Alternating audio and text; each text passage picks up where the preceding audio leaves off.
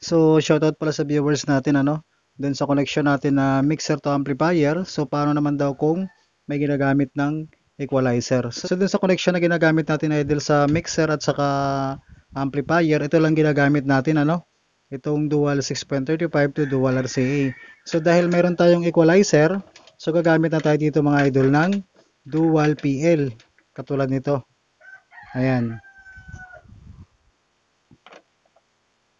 Ito ngayon gagamitin natin idol dito sa main output ng ating mixer papunta sa input ng ating equalizer. So ganito lang kailangan natin idol, nagdagdag lang tayo ng ganitong connector.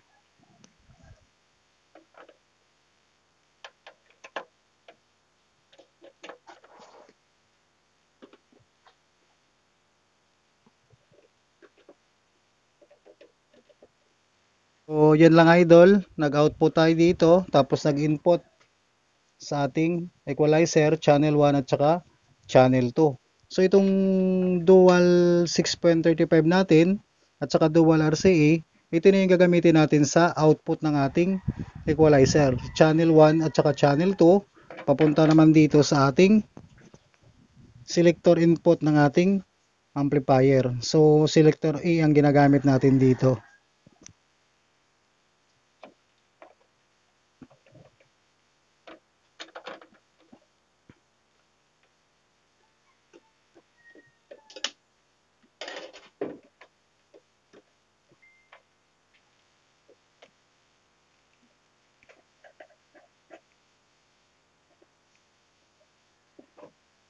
Sa ganitong connection mga idol, magkakaroon na tayo dito ng connection sa ating tatlong connection na to, katulad nitong mixer, equalizer at saka amplifier. So ngayon idol, mayroon naman tayong connection dito sa ating speaker. Ayan.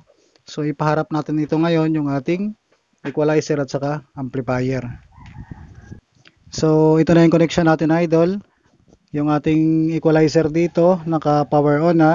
So yung ating volume dito sa ating amplifier, so naka-maintain lang sa 10 o'clock, So ito lang yung volume natin dito sa ating mixer, itong pinaka main volume niya at saka yung sa 6 and 7 konektado dito sa ating Bluetooth connection.